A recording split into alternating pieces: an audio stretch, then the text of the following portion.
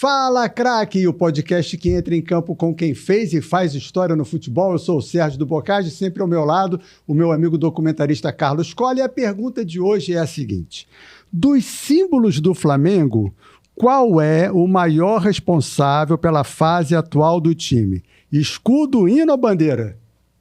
Pô, tá fácil. Tá fácil? Tá fácil.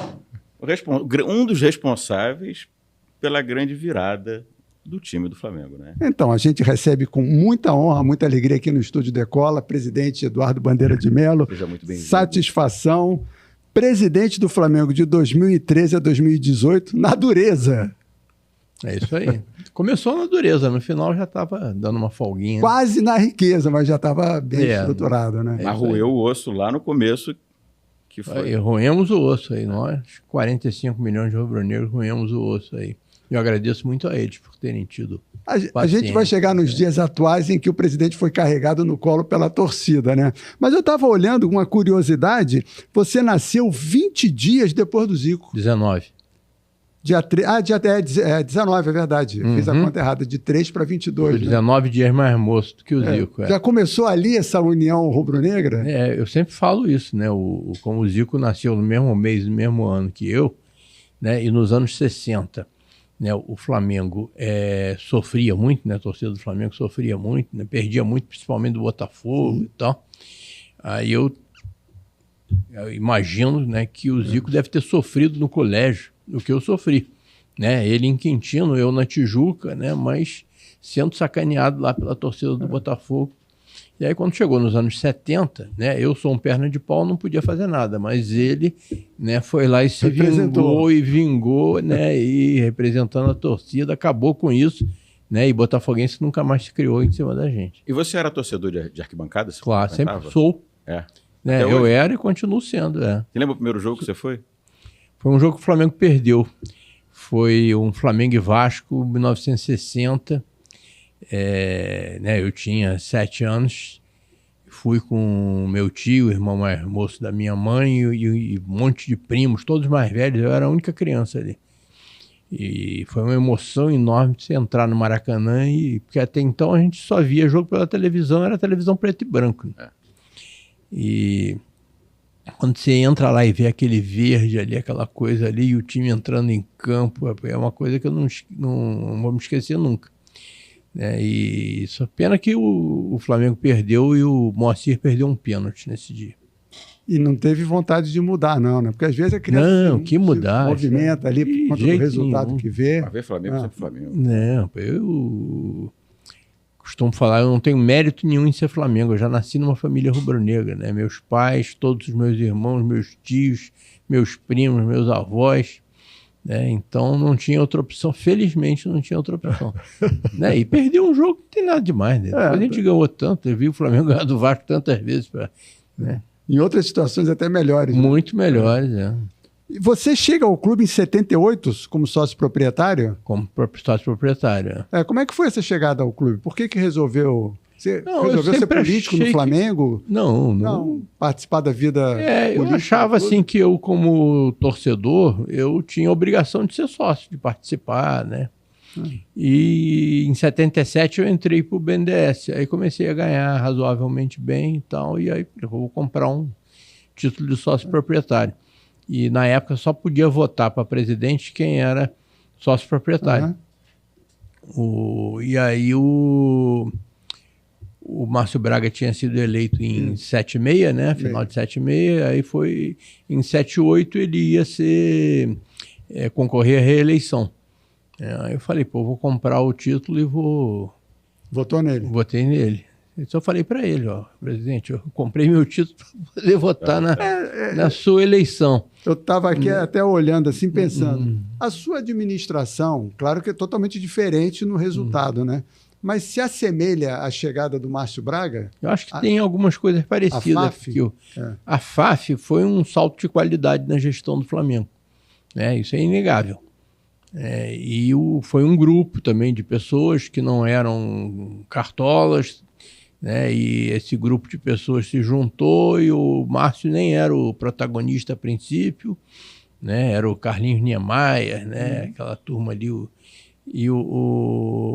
mas acabou que ele era que podia ser o presidente e assumiu e efetivamente, né, mudou o padrão de gestão do Flamengo.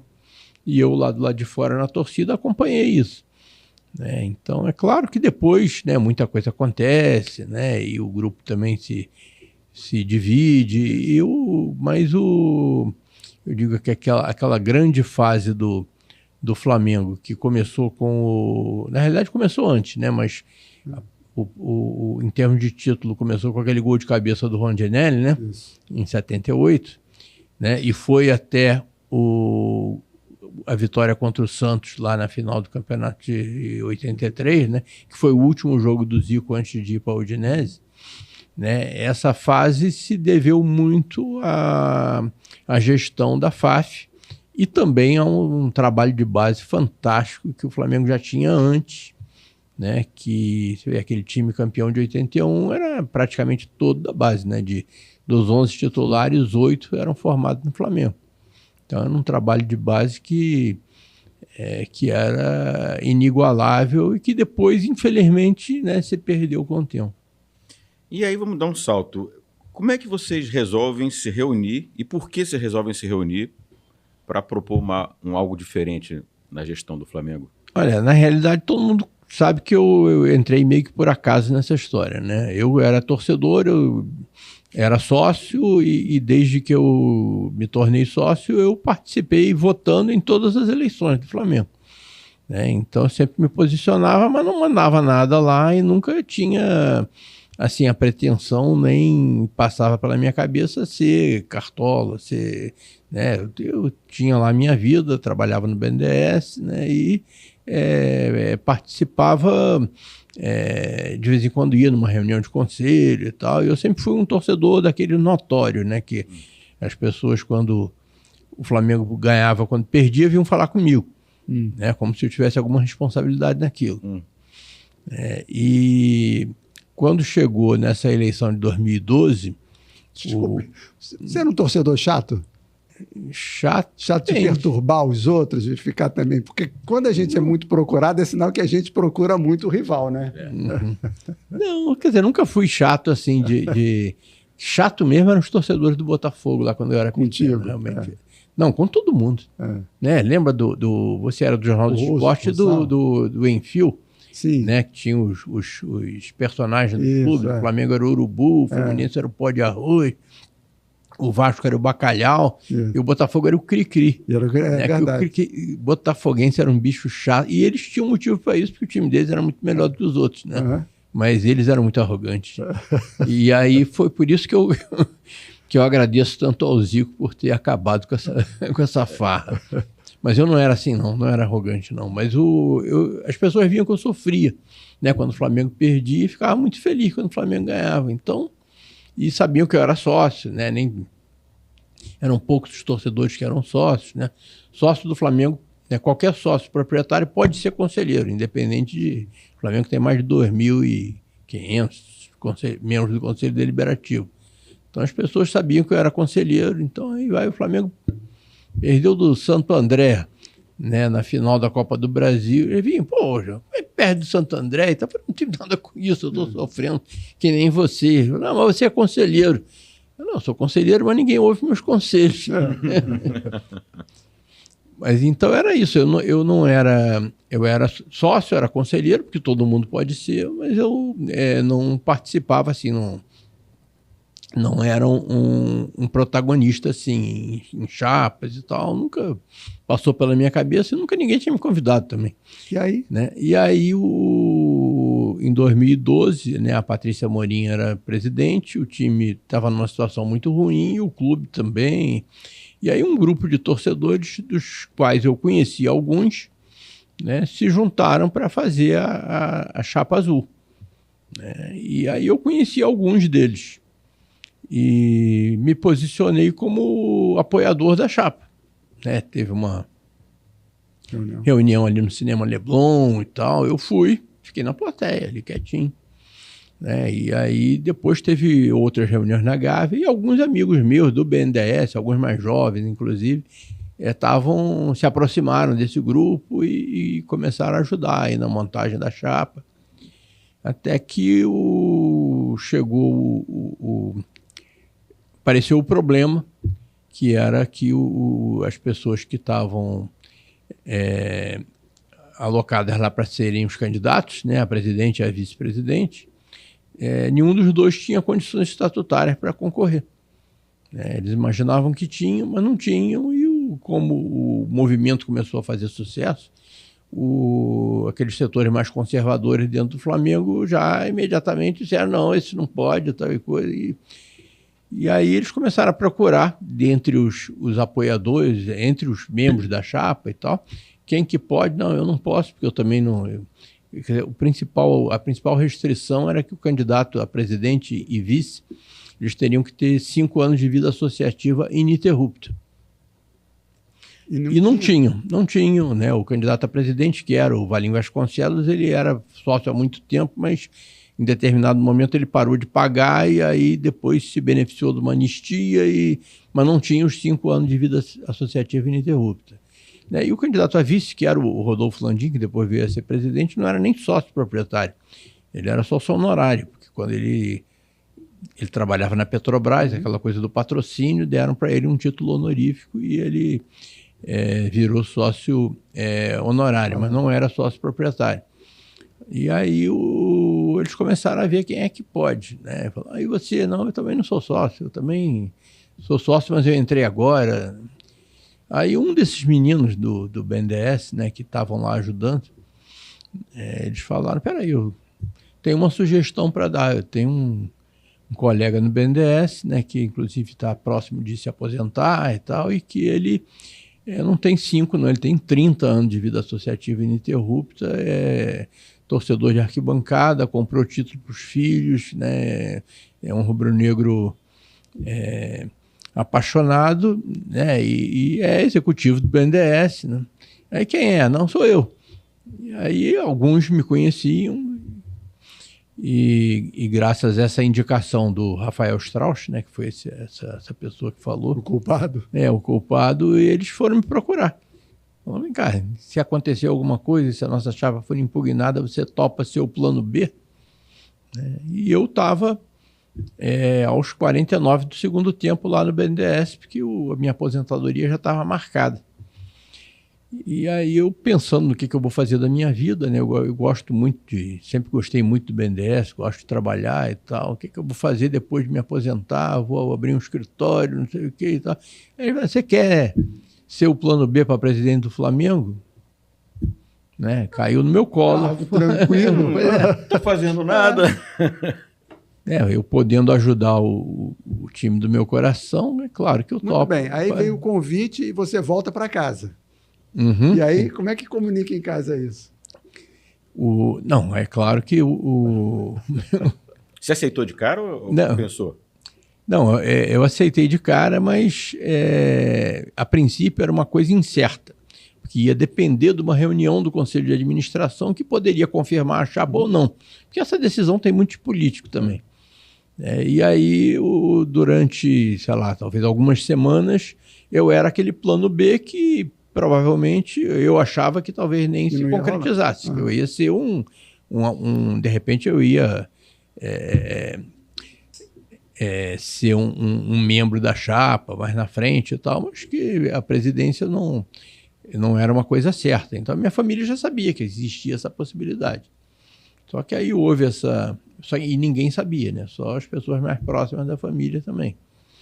Aí quando teve a tal reunião do Conselho de Administração, efetivamente eles foram gongados e no mesmo dia eu virei candidato. E a eleição era no dia seguinte, não foi? Não, aí tinha um mês pela frente para fazer campanha e tal. Né? Mas eu virei candidato assim de uma hora para outra e vários dos meus amigos não sabiam. Né? Leram o jornal e viram candidato a presidente do Flamengo, né? Foto lá, era eu. E aí? E aí um mês de campanha. Confiante já? E aí ganhamos e... lembro que o Rafael, quando ele falou, a reunião do Conselho de Administração vai ser amanhã, depois você prepara que a sua vida pode virar pelo avesso. né? E aí eu ainda falei isso em casa, ó, pai, a minha vida pode virar pelo avesso. E virou? Aí teve a eleição, a reunião, eles perguntaram, e aí, sua vida virou pelo avesso? Virou. Avisei lá no banco e tudo, né? E efetivamente virou pelo avesso, mas eu achei que foi ótimo, né? Eu tava... Como é que foi a chegada, né? A eleição ganhou e tal, aí você chega... E o Flamengo naquela época tinha um monte de problema, né? Era salário atrasado, dívidas, né? Um nome lá embaixo. O que era mais difícil, assim? Quando você olha assim e fala, tem que fazer isso aqui Começa primeiro. como? Começa por onde? Começa por onde? Isso aí, é aquela coisa... Eu acompanhava o Flamengo através de vocês, da imprensa, né? Sabia, né, de detalhes, né? Sabia que a situação financeira era muito ruim. O balanço do Flamengo, inclusive, a primeira nota explicativa da auditoria dizia mais ou menos assim, ó, vocês não acreditem nesses números aí, porque eles não têm confiabilidade nenhuma.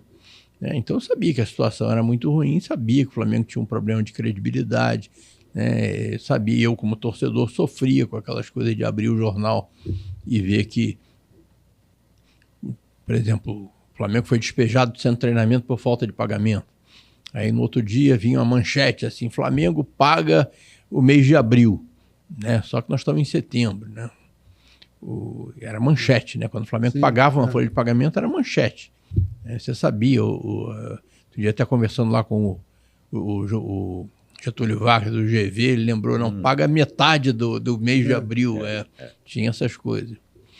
E aí eu sabia que era uma situação muito difícil, então eu estava preparado para... Tinha uma... Né, desde o primeiro momento, nós tínhamos decidido que a gestão do clube seria profissional, né, nós contratamos profissionais no mercado, né, de altíssimo nível, então eu tinha minha experiência no banco, né, que passei mais de 30 anos analisando as empresas dos outros, e aí passei a gerir uma empresa que era a coisa mais importante da minha vida, depois da minha família. Então, quanto a isso, não... O que foi mais difícil nesse começo? Olha, difícil tudo era muito difícil.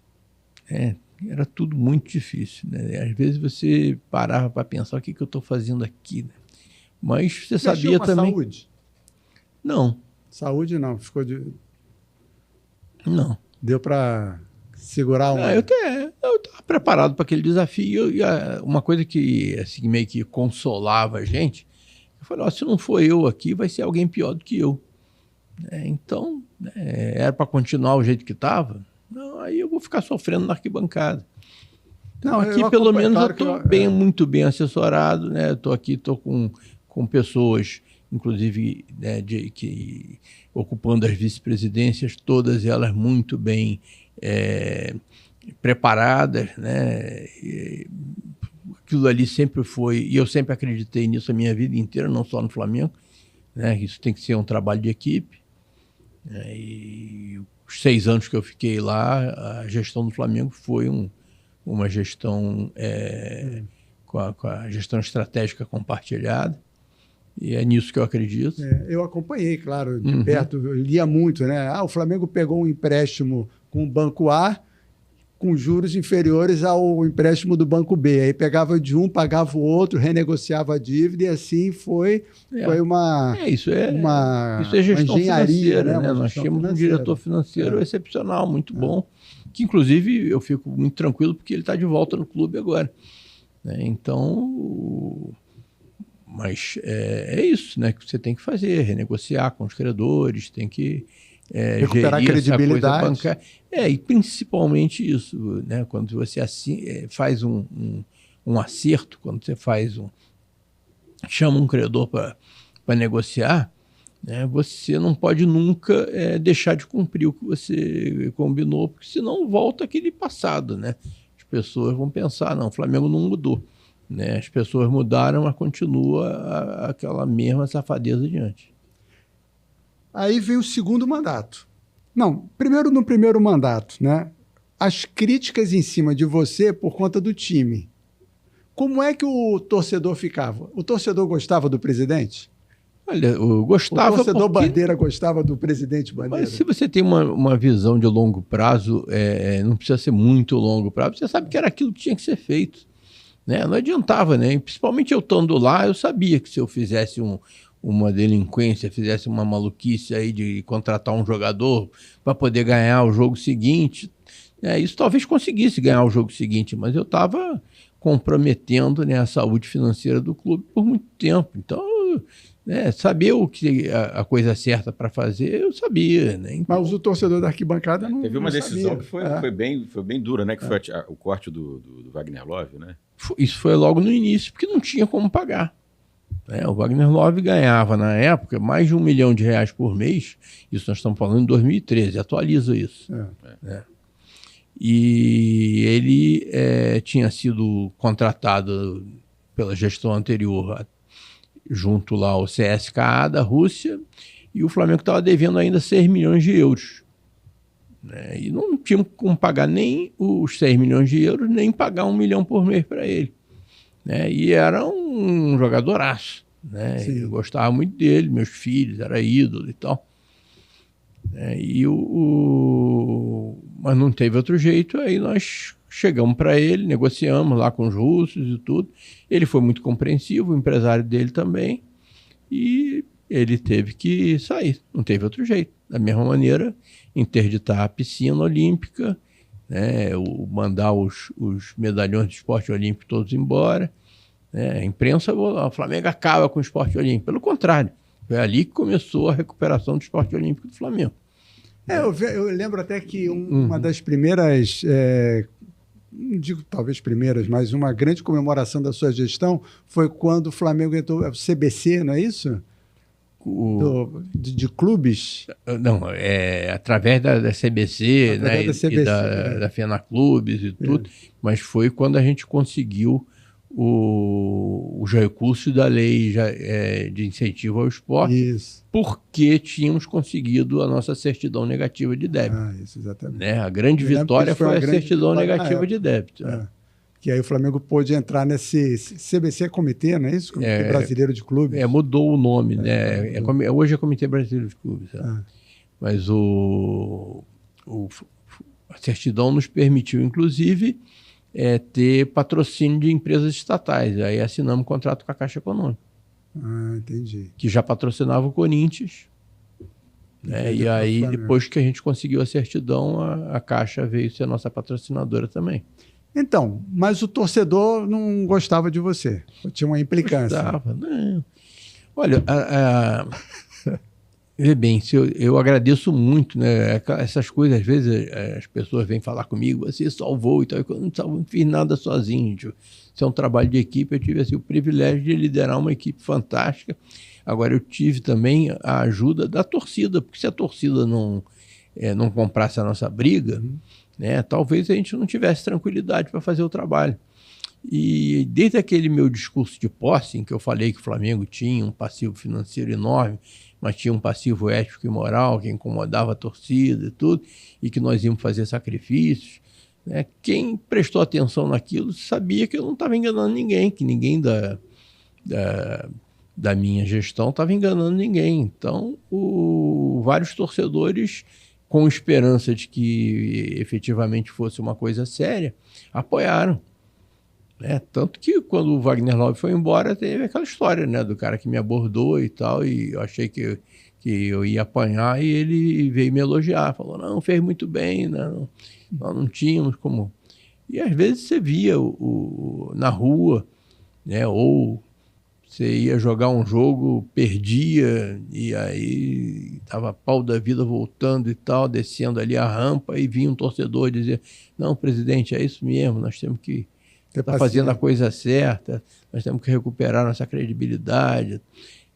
Como é que foi o anúncio do Mano? Não foi ele que abandonou o Flamengo? Uhum. O Mano Menezes. Menezes. Todo mundo na coletiva esperando e, de repente, não é mais o Mano Menezes o técnico. Foi ele que anunciou. Ele que anunciou, pois Ele tomou a decisão e anunciou na hora. Pois é. E eu estava voltando para casa e ouvi no rádio. Eita. Não sabia de nada. E aí? Não, e aí... Foi um momento, assim, decisivo? mas talvez importante, eu acho que foi marcante. muito decisiva, porque eu acho que foi ali que a gente ganhou aquela Copa do Brasil. Né? Os jogadores se juntaram, né? Se fecharam e assumiu o Jaime, Isso. né? Que era um patrimônio do clube, né? E a partir daí os jogadores se fecharam ali e resolveram. Claro que uma competição mata-mata tem uma série de fatores que levam, né? Mas efetivamente o time do Flamengo melhorou muito depois que o Mano saiu. Não tem nada contra ele, pelo contrário, acho um excelente treinador, né? E eu acho que ele provavelmente estava passando uma situação que não era muito boa, né? Eu já até me contaram o que poderia ter sido e tal, mas o fato é que foi uma derrota inesperada. Nós metemos 2-0 no Atlético Paranaense com 15 minutos de jogo, e eles viraram para 4-2, e aí o treinador pediu para sair. Porque não estava sendo compreendido. Pois é.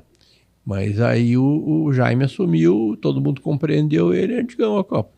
E foi um título super importante para esse começo. Muito importante, Acabou de fazer 12 anos agora, semana passada ou retrasada. Ele talvez tenha trazido um respiro também, né? Perante a torcida, perante tudo, né? Apazigua um pouco. Não, é sempre bom, né? Você ganhar uma Copa do Brasil é sempre bom, né? E na época o Flamengo só tinha ganho 2, né? E a última tinha sido em 2006, na época em que a Copa do Brasil ainda era disputada só por clubes que não jogavam a Libertadores, né? Então era mais fácil de ganhar, né? Em 2013 foi o primeiro ano em que a gente teve que disputar com todo mundo, né? Começamos ganhando do Remo lá, gol do Rafinha, né? E fomos passando Campinense, né? E até chegar lá na final contra o Atlético Paranaense, passando pelo Cruzeiro, que era o maior clube do Brasil na época, o melhor time do Brasil.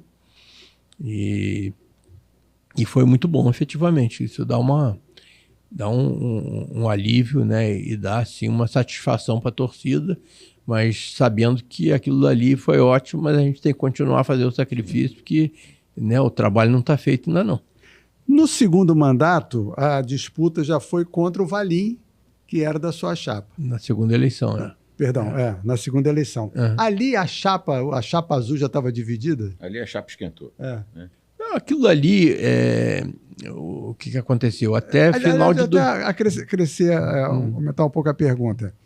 Depois de você vieram o Landim, não é isso? E o BAP, que é o atual presidente. Isso. Lá no início de 2012, vocês já se conheciam ou se conheciam só de conselho, nem eram amigos? Eu conhecia o Rodolfo Landim porque ele era da Petrobras. Colega e amigo do meu irmão na Petrobras. Era colega do meu irmão desde o primeiro ano de engenharia e tal. Então eu conhecia ele. O BAP foi da sua... Não muito... Não era próximo. Era próximo do meu irmão, não de mim. Sim. E o BAP foi da sua administração no início? O BAP foi o vice-presidente de marketing, né? Mas eu não o conhecia antes da campanha. Tá. E aí quando o Valim tinha sido do BNDES, já tinha saído há uns 10 anos antes e tal. Nunca trabalhamos juntos no BNDES, mas é claro que eu conhecia de lá. E aí na segunda eleição já vieram uns contra os outros. O que aconteceu é que estava tudo bem, estavam todos unidos até que em outubro de 2014, né, a eleição seria em dezembro de 2015. Em outubro de 2014, o Rodolfo Landim, né, num jogo do time de basquete do Flamengo lá em Memphis, ele me procura, né, e fala, olha, nós conversamos aqui, eu conversei com alguns vice-presidentes e tudo, chegamos à conclusão que no ano que vem não tem nenhum outro nome melhor do que o seu para disputar. Né? E eu sei que você prometeu para sua mulher que só ia ter um mandato e tudo, mas eu queria que você falasse com a Ana Lúcia e tal, que ele conhecia, inclusive, né? Mas a gente gostaria que você disputasse. Você topa? Eu falei, não, vou falar com ela, vou falar com meus filhos e tudo, e vamos ver. Agradeço e tudo, né? A confiança. E aí falei com ela, falei com minha família e tudo, eles toparam, e aí falei, vamos partir para isso em outubro de 2014. Aí em novembro e dezembro de 2014 a gente já estava planejando como seria a chapa, né? E quem seria presidente do conselho, né? Estava tudo caminhando para ter uma eleição muito fácil, porque era o nosso grupo que, né, que acho que já tinha ficado, vamos dizer, popular lá dentro do clube. Até que no final de janeiro de 2015, ou seja, 3 meses depois desse convite, e quando já estava tudo caminhando, aí o atual presidente do Flamengo, o BAP, né, teve lá não sei exatamente o que deu e tal, mas ele teve lá um ataque, e me ofendeu publicamente num grupo de WhatsApp, a mim e ao Flávio Willemann, que hoje é o vice dele. E aí, quando viu que tinha inscrito, no dia seguinte pediu demissão, né? E falou, saiu dando entrevista, dizendo, não, eu vou montar uma chapa e tal coisa, eu vou ganhar não vamos repetir aqui as palavras, tá, mas e aí mas saiu sozinho, ninguém saiu com ele. Mas ele disse que ia levar com ele, né, algumas pessoas, mas essas pessoas continuaram com a gente. Dizendo, não, isso é besteira, a gente vai trazer o BAP de volta e tal. Aí foi passando tempo e a campanha, né, andando. Aí quando chega na véspera de lançar, de inscrever a chapa, isso aí, se eu não me engano, agosto, aí alguns vices me procuram, né, entre eles o Rodolfo Landim, o Valim e o Gustavo e o Toste, e aí dizem, não, nós mudamos de ideia, não queremos que você seja candidato, não.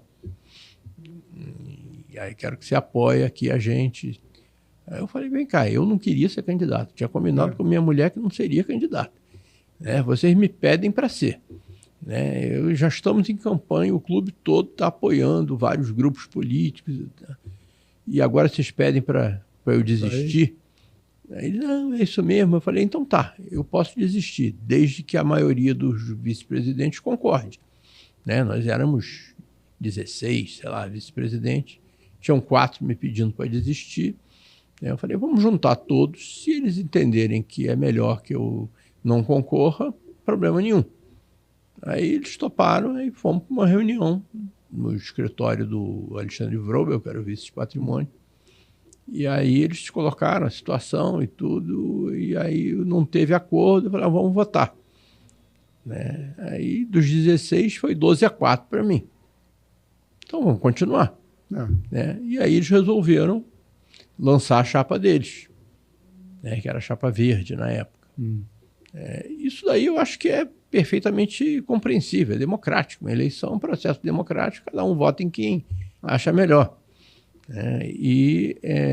Só que eles achavam que iam ganhar muito fácil, porque são pessoas assim que têm assim, uma autoestima muito grande, né, e se achavam melhores do que os outros. Aí começaram a fazer a campanha, fomos nós que viramos o jogo, né, aquela coisa de... Mas eleição, né, cada um vota em quem quiser, né? E aí começou a ter debate, pesquisa e tal coisa, e quando ficou claro que nós íamos ganhar, aí começou a baixaria, né? Então, e essa baixaria se prolongou por muito tempo, teve a eleição, nós ganhamos com larga margem, eles foram para a oposição e depois, na eleição seguinte, em 2018, né, eu não podia mais concorrer, mas apoiei um candidato e eles ganharam desse candidato e eu já tinha cumprido meus 6 anos de mandato, fui para casa, fui para a arquibancada, onde estou até hoje, mas aí, sabe, fico com aquelas mágoas, né? E é isso que você deve estar perguntando por conta disso, né? Não, sim, só de curiosidade. Até que eu gostaria assim, de saber, assim, que uma curiosidade que eu tenho, hoje não há nenhuma ligação mais sua com o grupo.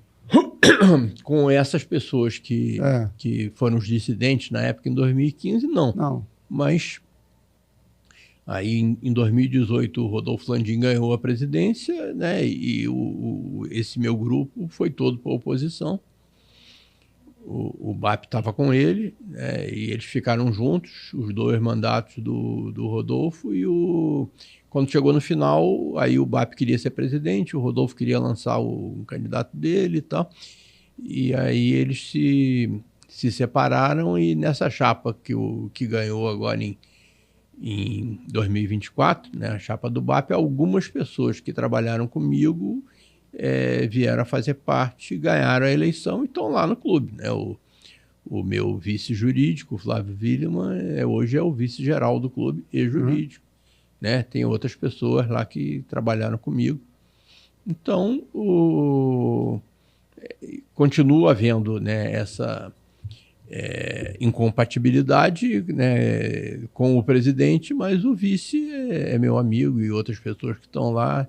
E, afinal de contas, isso aí não importa muito, porque a partir do momento que eu decidi voltar para a arquibancada, né, o papel do torcedor de arquibancada é torcer. Né? Então, eu estou muito feliz torcendo lá. E não há perspectiva de voltarem a... Não, porque a minha família sofreu muito com esse processo todo. Quando começou aquela baixaria e tal, e tentaram me expulsar do clube 3 vezes, e tentaram me incriminar. Isso daí, ó, é muito doloroso, mas é menos doloroso para mim do que para minha família. Minha família sofreu muito com isso. Né? Então, nem pensar eu voltar a concorrer. Eu gosto mesmo de ser torcedor. Na primeira eleição você teve uma dificuldade muito grande ali, né? Quando você chegou no clube e se deparou com aquele monte de problema que tinha. Qual foi a dificuldade do segundo? Porque o primeiro você já passou, manter essa continuidade, lutar contra os opositores. O que é mais difícil no segundo mandato? Assim? Olha, a partir do momento que a gente entrou e viu aquela confusão lá, tudo foi melhorando aos poucos, né? Então, 2014 já foi melhor do que 2013, 2015 já foi melhor do que 2014, né? Em 2015 a gente já estava... 2015 teve eu diria que é um marco, tem 2 marcos na história do Flamengo que aconteceram em 2015, né? Que foi a aprovação do Profut, né? E eu passei 2 anos, nunca imaginei que um dia ia ser deputado, mas eu fiquei 2 anos lá na Câmara Federal participando de audiência pública, de comissão de esporte, para tentar aprovar a lei do Profut. Né? E a lei do Profut foi o que permitiu diluir a nossa dívida em 20 anos. Né? E aí dívida deixou de ser problema no Flamengo. Outro marco na história do Flamengo que aconteceu nesse ano foi a Lei de Responsabilidade Fiscal Rubro-Negra, que foi a reforma do Estatuto que nós conseguimos fazer, que aí já estabelecia uma série de questões que impediam que aquelas delinquências gerenciais do passado voltassem a acontecer. Então, 2015 ainda foi o primeiro mandato e foi um ano que a gente já tinha, tão longe de estar numa situação confortável, mas tinha alguma folga. Tanto que foi o ano que nós trouxemos o Paulo Guerreiro. Foi. Né? Que muita gente não acreditou que a gente fosse pagar aquilo que estava no contrato do Paulo. Eu lembro de ver em esses programas esportivos, né? Tá vendo? Não disse que essa coisa de responsabilidade não ia durar muito e tal. Quero ver pagar isso daí e tal.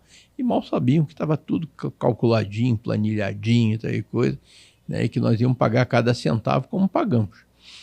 Então, 2015 já foi melhor. Já estava numa situação menos desconfortável. 2016, 17, 18, que foi o segundo mandato, também estava longe da gente ter uma situação confortável, mas a situação já permitia que a gente reforçasse o time. Né? Então, em 2016, né, veio o Diego, já tinha vindo o Ilharão, o Rodinei, né, mas veio o Diego, Ribas, né, e... Everton Ribeiro. 2016, Everton Ribeiro foi 17. Né, mas em 2016 o Flamengo chegou no Campeonato Brasileiro, terminou com 72 pontos, em terceiro lugar empatado com o segundo, que foi o Santos. Então, anos antes seria impossível você imaginar, né, o Flamengo ser segundo ou terceiro colocado do campeonato. E ir para Libertadores, né? Lembra que a torcida gritava, Libertadores, qualquer dia eu estou aí. Nunca mais grita isso, porque o Libertadores, todo ano a gente está lá. A partir Desde daí. 2016. A partir daí, né? E aí, em 2016, a nossa situação já estava melhor. Em 2017 veio o Everton Ribeiro, né? Que é um cracaço, né? Que eu lamento até hoje ele ter saído, que eu gostaria muito que ele tivesse ainda no nosso elenco. Veio o Diego Alves, o goleiro, né? Então a gente já tinha uma situação bem melhor. né? Nós tivemos problemas, né, naquele ano com a contusão do Diego e com aquele problema do suposto doping do Guerreiro.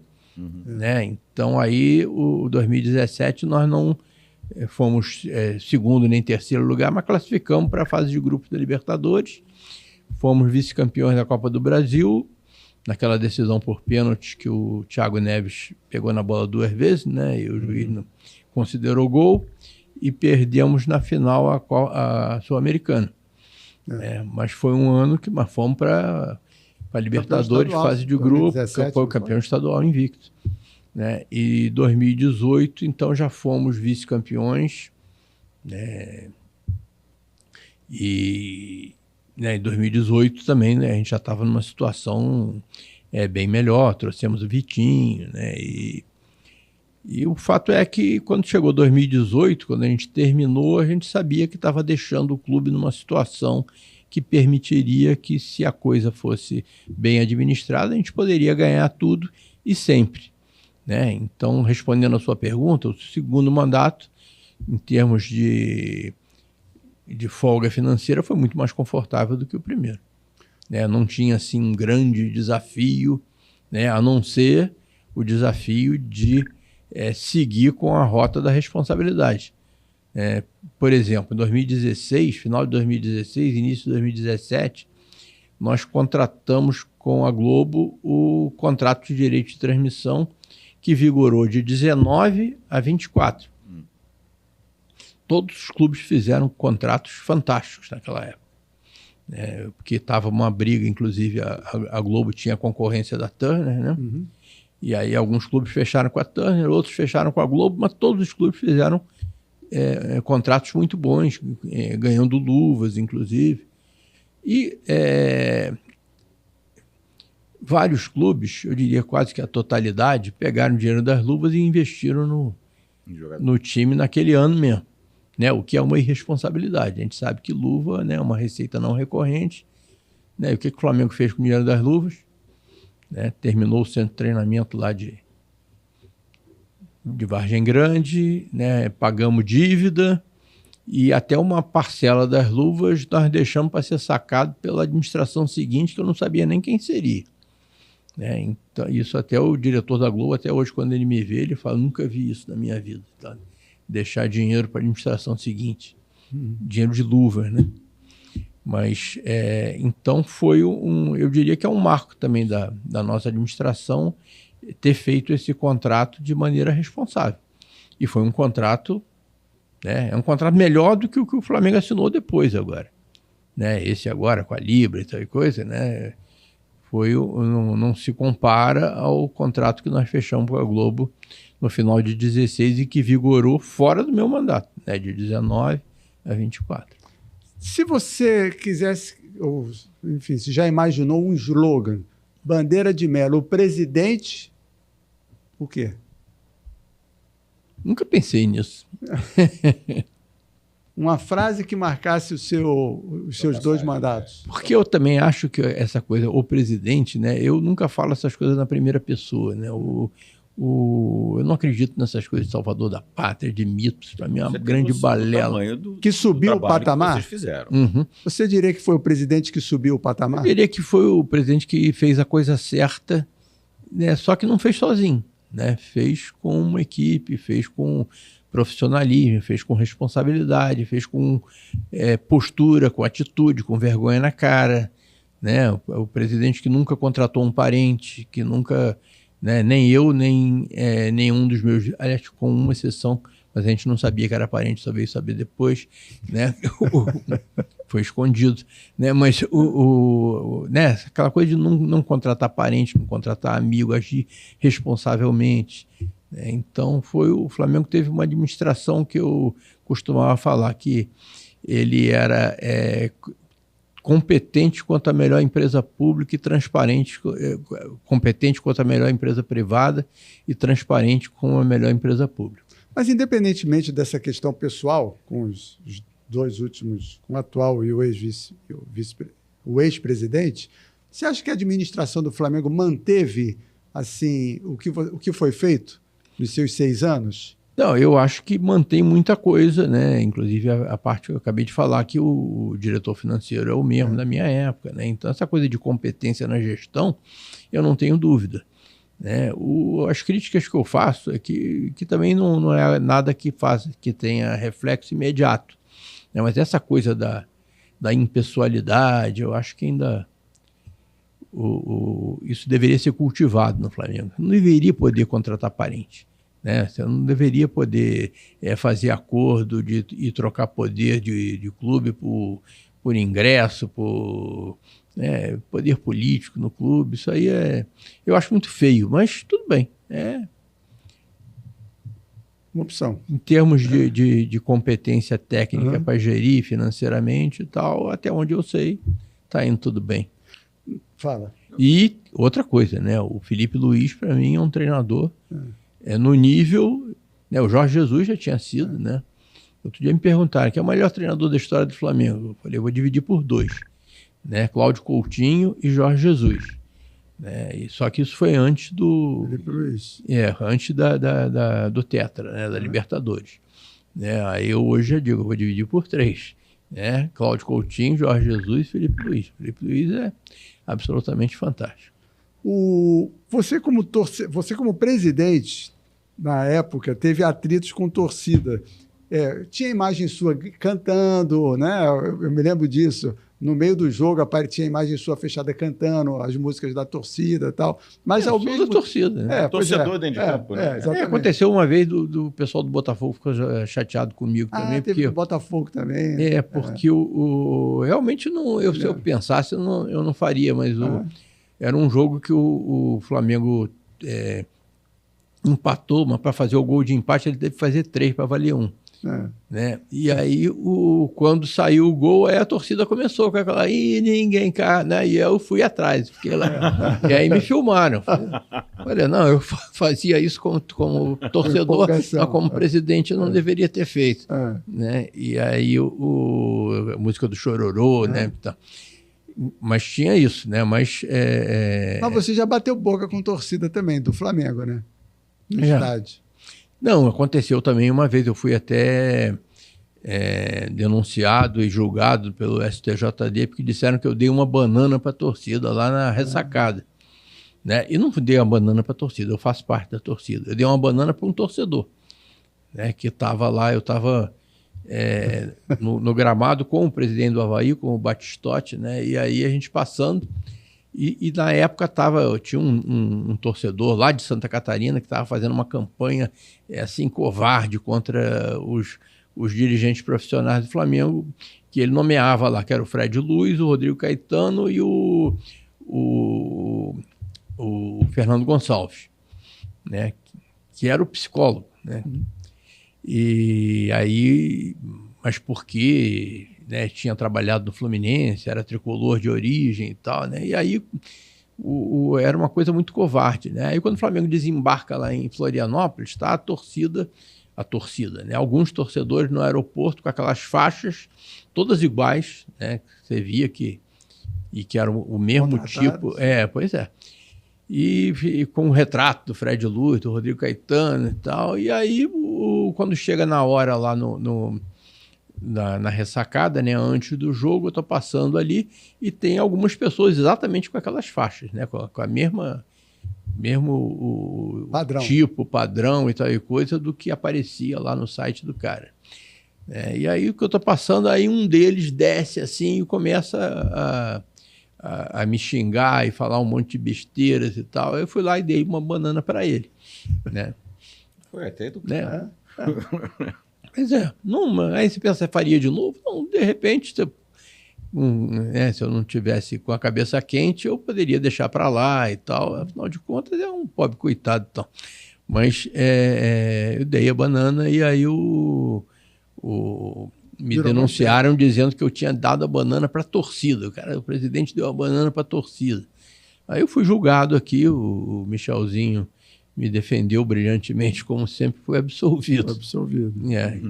E teve uma vez também que me pegaram na leitura labial lá no campo da Ponte Preta, lá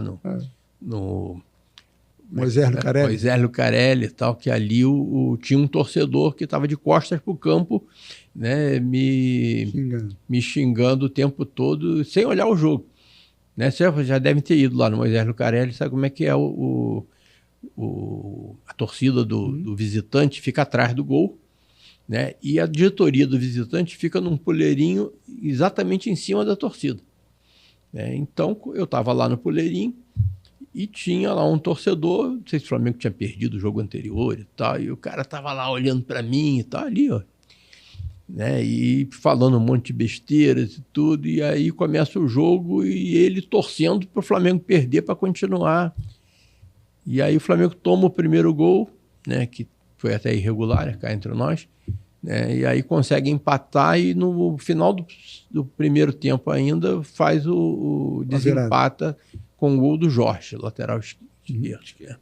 E o cara o tempo todo lá olhando para mim, quando o Jorge fez aquele gol, eu apontei para ele, né, e aí falei um monte de besteira, fiz, né, sinais obscenos, falei, vai se foder, filha da...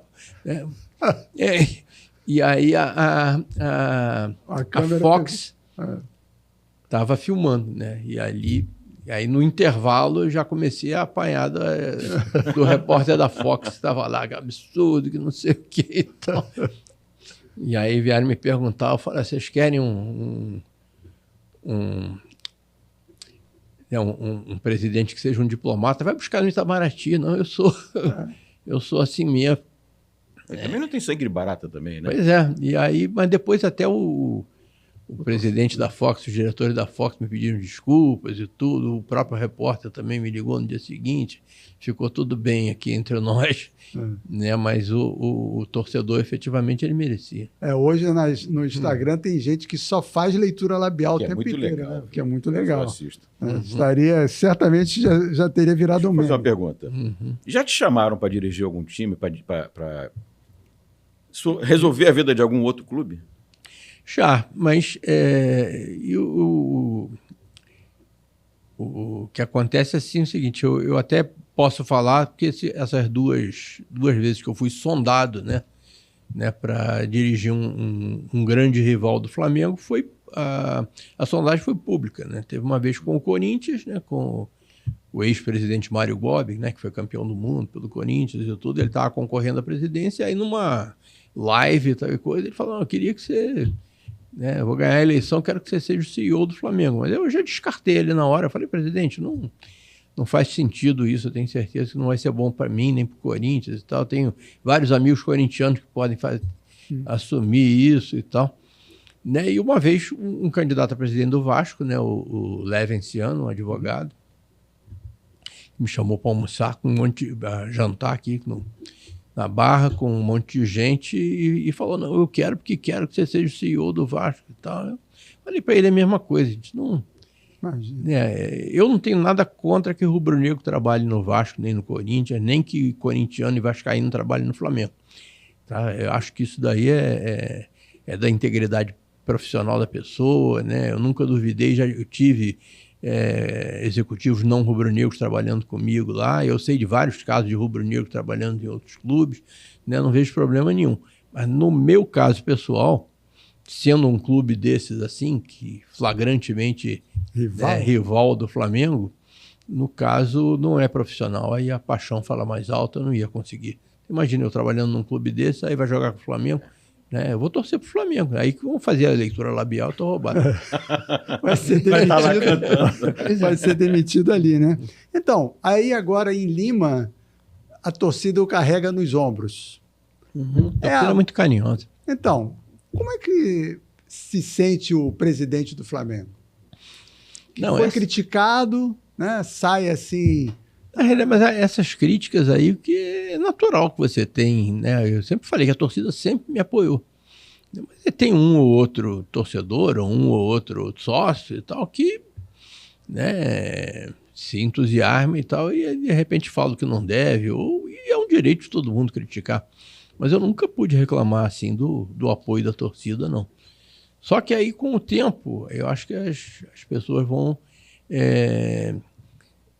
lembrando e associando muita coisa que mudou no Flamengo, a nossa administração, e efetivamente o carinho que a torcida tem comigo, né, na rua e tal, e lá em Lima foi, né, Lima hoje é uma cidade sagrada para o Flamengo, né, e quando junta aquela torcida ali, né, naqueles pontos ali que já são, né, que se eu fosse até a prefeitura de Lima já colocaria lá uma bandeira do Flamengo lá para...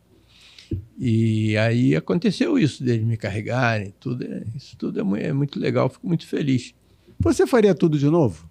Faria, Por claro. tudo que passou, não só você, mas sua família também, você repetiria essa trajetória? Não, eu repetiria. Claro que essa coisa da família é muito triste, né? Muito dolorosa e tal, né? Mas eu acho que o que aconteceu não foi pelo fato de eu ter sido presidente do Flamengo, foi pelo fato de ter inimigos, né? Pessoas assim que fizeram covardias que fizeram. Mas não me arrependo, não. Né? Aquilo que eu falei que eu estava terminando minha carreira no BNDES, pensando o que eu ia fazer, né? Efetivamente eu nunca ia planejar ser presidente do Flamengo, mas dado que aconteceu, né? E dado que hoje, né? Acho que está claro para muita gente de que foi um passo bem dado. Foi um passo bem dado, né? Foram 6 anos assim que eu acredito, né? que a torcida, os sócios do Flamengo não se arrependeram. Qual é a sua lembrança mais carinhosa desses 6 anos como presidente do Flamengo? O que você sempre lembra assim? São tantas, difícil. Difícil. É muito difícil dizer qual, né? Um momento bem marcante que... Um momento bem marcante foi o dia que não tem a ver com a torcida, né? Mas o dia que o Flamengo chegou para a Justiça do Trabalho e abriu mão do ato trabalhista. Você lembra do ato trabalhista, né? Então, o ato trabalhista era um sistema de concentração de pagamentos que a Justiça do Trabalho fazia, que a fila de credores do Flamengo era tão grande, nós tínhamos 600 ações em que o Flamengo figurava como réu, e era uma irresponsabilidade total, porque como tinha esse sistema de concentração e quem pagava era a Justiça, então a gestão do Flamengo não se importava em pagar as verbas rescisórias, cumprir acordos, que sabia que depois você ia descontar 10% do faturamento e a Justiça... Empurrando aquilo. E aí, quando a gente chegou, né, aí foi o contrário, passamos a pagar as verbas rescisórias, passamos a cumprir os acordos, e aí a situação do time ia melhorando, do clube ia melhorando, e aí foi... esse ato trabalhista existia desde 2003, né? A gente assumiu em 2013. Quando chegou em 2017, quando a gente foi olhar aquela fila de credores, tinha acabado, né? E a gente continuava pagando os 10%. Então chegou um ponto em que o Flamengo era credor do ato trabalhista. A gente pagava sem ter mais fila para eles administrarem. Aí foi feito uma solenidade lá em Brasília, no TST, e o ministro era Flamengo também. Então, E aí nesse dia foi muito emocionante, porque a gente chegou lá para ele e falou, queria agradecer muito, né? Esse ato foi muito importante para o Flamengo ter alguma previsibilidade do seu fluxo de caixa, né? Mas agora nós não precisamos mais, queremos sair e dá meu dinheirinho de volta, que agora esse dinheiro que está aí é meu. Uma frase sua marcante foi: o Flamengo é o Batman. Outro dia eu repeti. Quem é o rival do Flamengo?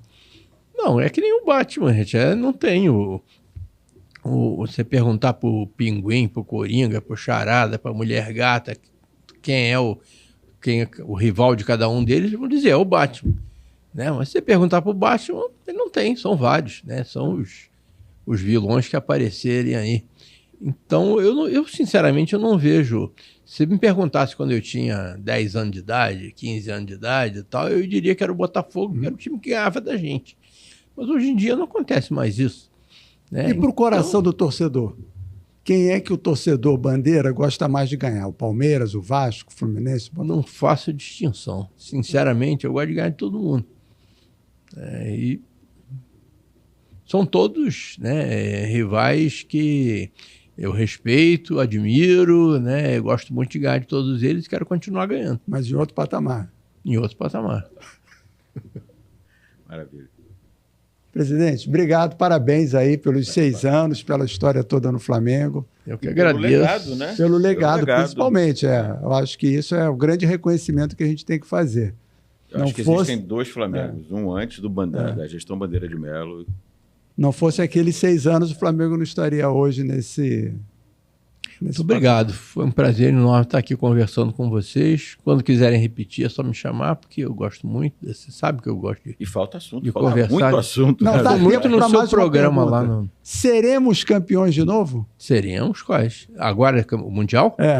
Eu acho que sim. E aí iguala a geração Zico? Ou a geração Zico continua sendo maior?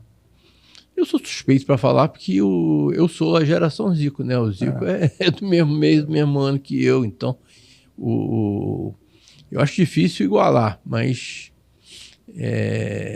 de qualquer maneira, independente de ganhar ou não do Paris Saint-Germain ou do Pirâmides e tal, eu acho que o que o Flamengo está fazendo esse ano, que o Felipe Luiz e essa garotada que o Arrascaeta está fazendo esse ano aí é fantástico. Isso está na história do Flamengo, independente de qualquer coisa. Mas, para mim, que vi o Flamengo sair do buraco lá e aí, de repente, vi Zico, Adílio, Leandro, Júnior, Andrade... Lico, Raul... Tá aí. A Arrascaeta tinha vaga nessa seleção de 81? Eu acho que tinha. Outro dia também me pediram para escalar o Flamengo sonhos? de todos, o Flamengo dos sonhos e tal, e eu escalei o Arrascaeta e o Everton Ribeiro no lugar do Tito e do Lico. É só essa troca? Não. Bom, deixa eu falar o time de novo, então. Vamos lá. No gol, vou dividir por 2, que tem o Raul e o Júlio César. Né? O Raul é o campeão do mundo e o Júlio César poderia ter sido. Lateral direito é óbvio que tem que ser o Leandro, porque se perguntar qual é vamos escalar a seleção do mundo de todos os tempos, né? O lateral direito é o Leandro. Aí na zaga eu botei o Juan e o Moser, mas poderia ter colocado o Aldair, né? Poderia ter colocado o Ronaldo Angelim, né? Poderia ter o Regis, que era aquele paraguai que jogou quando eu era garoto e tal, que era... E na lateral esquerda, né? O Júnior, é óbvio que não podia ser outro, né? Embora o próprio Felipe Luiz tenha jogado ali, né? O Adalberto, que era um tremendo lateral esquerdo, né? O Atirson, né? Na lateral direito, além do Leandro, você tinha o Toninho Baiano, o Murilo, que era o ídolo da minha infância, né? O Jorginho, Rafinha. E aí meio campo é Andrade, Adílio e Zico, né? Não tem como. Não tem jeito. Então já sai direto. Aí na frente eu botei o Adriano Imperador lá como referência, com todo respeito ao Gabigol, ao Nunes, ao Silva, ao Batuta, né, ao Pedro, que acho que poderia perfeitamente estar lá também. Né, e nas pontas, como o Flamengo foi campeão em 81 com 2 falsos pontas, então eu coloquei 2 falsos pontas também e coloquei o Everton Ribeiro e o Arrascaeta. Tá bom. É um bom time, né? É claro que quando você faz uma coisa dessa, comete... Às vezes não funciona. Não, isso aí também, toda seleção... comete injustiças. Você comete um monte de injustiças, né? E vai pensar, e o Doval, e o Bebeto, e o Romário, e não sei o quê. Então, não tem como você colocar 11 jogadores... Mas quem seria o presidente desse time? O presidente não precisa de presidente. E o técnico? O técnico eu já falei, eu ia dividir por 3, né? Cláudio Coutinho, né, que foi um gênio na época dele lá, o Mister, o Jorge Jesus, que eu nem conheço pessoalmente, e o Felipe Luiz. Tá bom. Né, os 3, né, podiam se revezar. Tá bom. Presidente, mais uma vez, obrigado. Valeu. Obrigado. Saudações. Saudações. Obrigado.